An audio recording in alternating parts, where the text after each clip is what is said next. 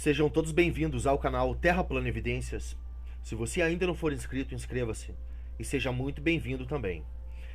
Então, pessoal, neste vídeo eu vou trazer para vocês um relato de um militar que esteve trabalhando na grande borda do mundo, na Antártida, especificamente na Estação Científica Americana McMurdo, uma das duas que o governo americano mantém na grande borda da Terra. A outra é a Molson Scott. Vamos lá. Eu quero que vocês guardem essa imagem aqui, pessoal. Tá bom? Essa matéria ela foi divulgada por Alexander Solinger, um americano que também mantém a sua página no Facebook. Eu quero que vocês guardem também 2 versículos bíblicos. Nós, terraplanistas, não temos nada contra a Bíblia, muito pelo contrário. Quem tem algo contra a Bíblia, na verdade, são os nossos opositores. Esses pseudocientistas que pesquisam aquilo que eles nunca viram. Então, em Êxodo 24:10 diz assim: eles viram o Deus de Israel. Debaixo de seus pés havia como um pavimento de safira, tão pura como o próprio céu. Safira é uma pedra azul, pessoal. Em Ezequiel 1, versículo 26, também diz assim: acima da abóboda, a cobertura curva. Sobre as suas cabeças havia algo semelhante a um grande trono feito de safira, e bem no alto, sobre o trono, estava sentado alguém que parecia um homem. Abóboda celeste, domo celestial e firmamento é a mesma coisa. Me perdoem, mas o cristão que ler um versículo desse e continuar acreditando na teoria heliocêntrica, me perdoem, mas está negando a própria palavra do Criador, a própria Bíblia. Mais claro que isso, impossível. Acima da abóboda, a cobertura curva, né? Guardem esse versículo também. Então, vamos ao texto. Eu não vou usar o texto do Facebook, porque o tradutor do Facebook, né, é muito ruim, o texto está em inglês, né? Eu vou usar o Google Tradutor, não é lá também essas coisas. Então, pessoal, eu também peço perdão para vocês aqui se eu errar alguma palavra aqui na hora da leitura, porque eu não estou usando um editor, eu estou usando um gravador de tela. Quando nós usamos um editor, tu tem como editar, né, o teu erro. Tá bom, pessoal? Então, obrigado pela compreensão. E o texto diz assim: perdão. Tanto dinheiro com impostos vai para a Antártida, onde todas as nações têm sua estação de pesquisas lá, a analisar o gelo há mais de 60 anos sem resultado, benefícios ou qualquer informação ao público, um boato ou um rumor, aquilo que as pessoas conversam entre elas, é o gelo do céu, encontrado apenas na Antártida. É por isso que eles têm tantas pesquisas por lá. É relatado que é mais frio do que o gelo normal, tem uma cor azul, pois o céu não derrete, apenas evapora. Eu quero que vocês guardem essa informação. Pois o céu não derrete, apenas evapora. Vocês vão entender no decorrer do texto. Não sei se é verdade ou não, mas se for, uau! Grande história de qualquer maneira. Aqui está uma postagem de um usuário do FB chamado Jeff Posey. FB significa Facebook, tá, pessoal? Aqui já vem o relato do militar, pessoal. Todos os links vão estar disponíveis na descrição. Vamos lá. Eu estava no exército de 1997 até o ano 2000 e fui enviado para a estação McMurdo, na Antártida. Eu era mecânico de helicóptero e chefe de tripulação, e eles tinham visitas voluntárias abertas para os caras irem lá trabalharem nos helicópteros de lá. Quando eles pediram voluntários, muitos de nós se candidataram, mas apenas eu e um outro cara fomos aceitos. O processo de inscrição tinha vários questionários que precisávamos preencher e tivemos que acertar um monte de coisas na entrevista, o correto. Tratava-se principalmente de um monte de perguntas sobre quais eram nossos interesses e crenças.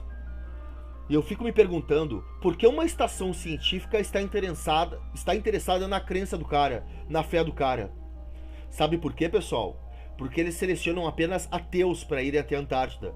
Porque um cristão que tem a boa interpretação bíblica, no momento que ele chega na Antártida, ele entende tudo na hora. Ele entende que ele não está vivendo em uma bola. Fui enviado à estação de pesquisas de McMurdo em agosto de 1998. Quando não estávamos ocupados descongelando a aeronave e trabalhando nelas, tivemos tempo para sair com os cientistas na estação de pesquisa. A unidade militar anexada a McMurdo era pequena e não tínhamos instalações próprias. Não tínhamos um PX ou um centro de mídia. Não havia uma capela ou uma chapelaria, seria o correto aqui. O que ele está dizendo aqui, pessoal? Que eles não tinham uma capela para orar, tá? Eles também não tinham uma chapelaria. Quando se trata de Antártida, o que seria uma chapelaria, pessoal? Na Antártida, para tu entrar na estação de pesquisas, existem duas portas, tá? A chapelaria é um túnel acima do gelo. Então tu abre a primeira porta, é um túnel de mais ou menos 5, 6 metros. Ali tu deixa a tua roupa pesada de frio. Depois tu abre a segunda e entra na estação científica. Ele está dizendo aqui também que ele não tinha um PX, um rádio comunicador. E ele também não tinha internet, centro de mídia, central de mídia. Militares sem rádio comunicador. E ele também está dizendo aqui, pessoal, que... Por que ele citou aqui que no anexo dos militares a McMurdo, eles não tinham essa entrada? Por quê, pessoal? Eles tinham que passar por dentro da McMurdo para entrar no anexo deles. Então, isso evitava com que eles saíssem para investigar alguma coisa para fora da Antártida. E também não tínhamos a nossa própria sala de correspondências, caixa postal, né? Nós apenas tivemos que compartilhar as mesmas instalações com os cientistas e pesquisadores. Então, com o tempo, fui amigo de alguns deles. Agora começa um negócio estranho aqui, pessoal, tá? Peço a imparcialidade de vocês. Comentem aí nos comentários o que vocês acham desse texto, tá? E nós somos assim, nós pesquisamos tudo, nós avaliamos tudo, né? Então vamos lá. Eles tinham 2 tipos diferentes de gelo, nos quais trabalhavam e estudavam. Um tipo de gelo era o tipo normal, que todos nós já vimos. Eles tiraram núcleos dele de furos no chão, assim como o gelo normal. A maioria era clara, ou às vezes branca, e derreteria na água líquida se esquentasse. Toda a área da Antártida era coberta por esse tipo de gelo, mas esse não era o tipo principal de gelo. A única vez que os vi estudando gelo normal foi quando uma equipe de filmagem da National Geographic apareceu. Então esse militar está dizendo que a única vez que ele viu os cientistas estudarem o gelo normal foi quando uma equipe de filmagem da National Geographic apareceu lá. Então eles pegaram o gelo normal para pagar o embuste ali pro National Geographic, né? Tipo, disfarçar o que eles estavam fazendo realmente. O resto do tempo, na maioria das vezes, os cientistas estudavam algo que chamavam gelo do céu. Esse material era totalmente diferente. Nunca fomos autorizados a entrar nas áreas de laboratório da estação, porque os laboratórios tinham que ser mantidos super limpos, e eles disseram que iria atrapalhar seu trabalho se arriscassem deixar muitas pessoas no laboratório. Mas uma vez, um dos pesquisadores, que era meu amigo, me mostrou um dos pedaços de gelo do céu. Você não podia tocar nas coisas com as suas próprias mãos, porque estava muito frio. Então aqui ele está dizendo que ele não podia tocar com as mãos limpas, sem luvas, no recipiente que estava esse gelo, porque era muito frio. E não estava claro ou branco como o gelo normal, era azul sólido. Ele disse que é por isso que eles chamam de céu gelado, porque era exatamente da mesma cor do céu. Tivemos que usar nossas luvas grossas e pesadas para sair para lidar com isso. O material estava tão frio que instantaneamente congelaria sua pele se você o tocasse. Não me lembro de que temperatura ele disse que era, mas era algo como centenas de graus abaixo de zero. Centenas de graus abaixo de zero? Isso aí ele está se referindo ao zero absoluto. Se eu não me engano, é 2 vezes menos 254 graus. Eu vou deixar certinho para vocês na descrição. Muito mais frio do que o gelo normal que estava lá fora. Ele teve que carregá-lo em uma garrafa de metal que era como uma garrafa térmica. Ele me deixou brincar com um pedaço por um tempo. Parecia mais leve que um pedaço de gelo normal do mesmo tamanho, como se fosse muito pesado. Quase parecia como se você poderia jogá-lo no ar e flutuaria de volta, mas eu não tentei isso. E também foi um pouco flexível quando tentei quebrá-lo. Não quebrou como o gelo normal faria, e mesmo para um pedaço pequeno que você não podia ver através dele, era azul sólido desde a superfície. E aqui está a parte realmente estranha. Não derreteu na água. Quando esquentou, porque tínhamos dentro, começou a encolher. Ficava cada vez menor, mas minhas luvas nunca ficavam molhadas e não havia água no chão. O material acabou se transformando no ar. Quando aqueceu e vaporizou. Então ele está falando, pessoal, que esse gelo que eles chamam gelo do céu, ele não pinga que nem o gelo normal, ele não derrete, ele não vira água, ele vira ar, ele evapora. Ele disse que essa era a razão pela qual eles tinham que estudar as coisas ali na Antártida. Você não podia levar o gelo do céu de volta para a América para estudá-lo, porque era quase impossível mantê-lo frio o suficiente durante o transporte. Sempre vaporizava no ar e você não tinha mais nada quando voltasse aos Estados Unidos. Ele disse que os cientistas russos descobriram o mesmo problema quando tentaram levar o gelo de volta para a Rússia. Por isso, todos tinham estações de pesquisas na Antártida. Depois de talvez 15 minutos manuseando o pedaço de gelo do céu, ele desapareceu quase completamente. Só um pouquinho foi deixado e minha luva estava seca o tempo todo.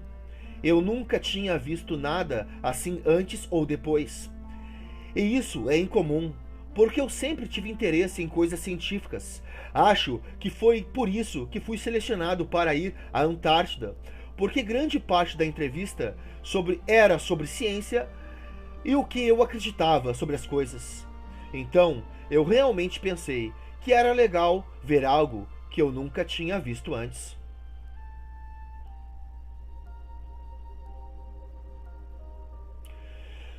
É comum encontrar paredes de gelo e falésias por toda a Antártida. O lugar é todo gelo. Mas é tudo gelo branco ou claro? Então perguntei ao meu amigo de onde eles tiram o gelo do céu. E ele disse que vem do muro. Não me lembro exatamente como ele descreveu, mas aparentemente há uma enorme parede de gelo do céu na Antártida. Ele disse que ficava a centenas de quilômetros para o interior da costa. Eu nunca consegui ver isso sozinho, porque estava estacionado apenas em McMurdo. Não consegui sair em expedições.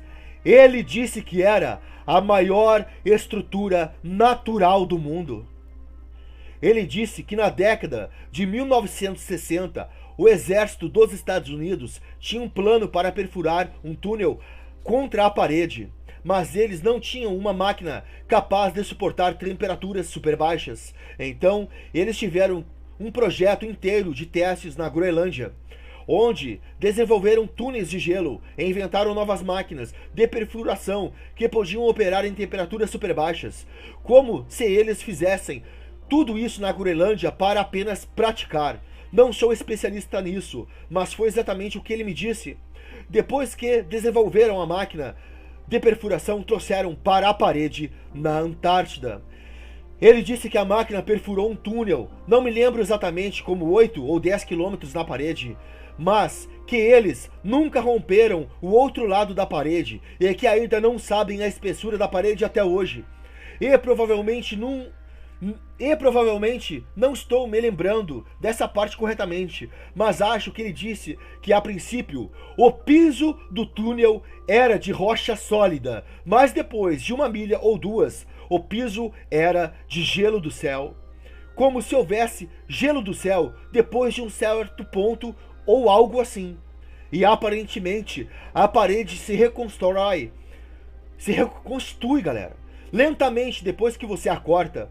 Porque depois de mais ou menos 1 ano, o túnel havia diminuído por si só. Eles tiveram que deixar a máquina dentro da parede, porque o túnel encolheu tanto e ficou impossível para recuperá-la.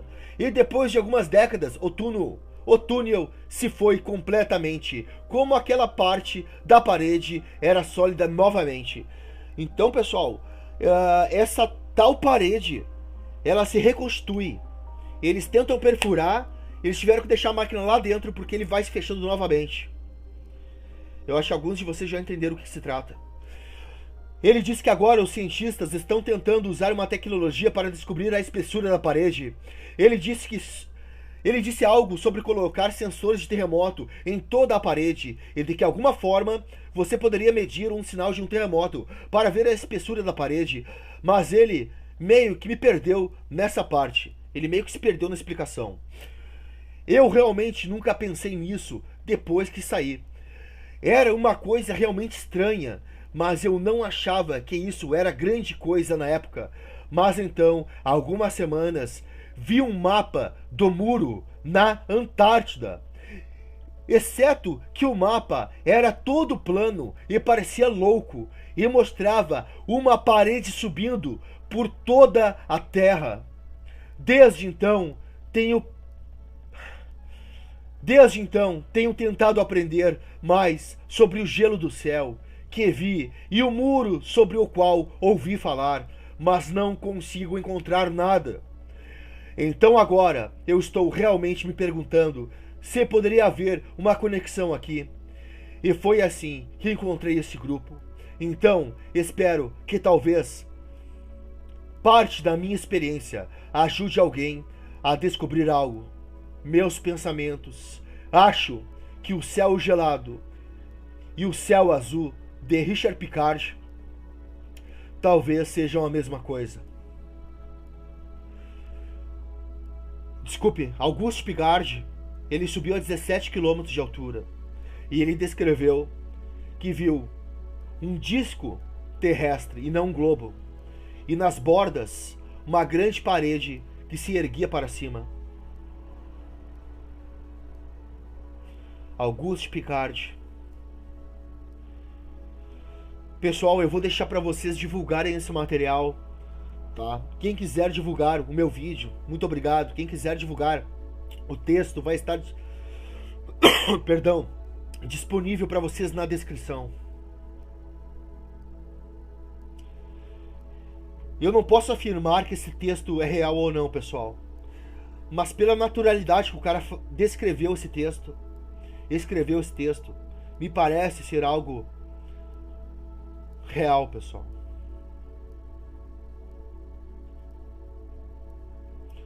Ele não está se referindo à grande borda. Eu acho que vocês entenderam, né? Ao domo, pessoal. Muito obrigado, pessoal. Toda honra e glória ao nosso Criador.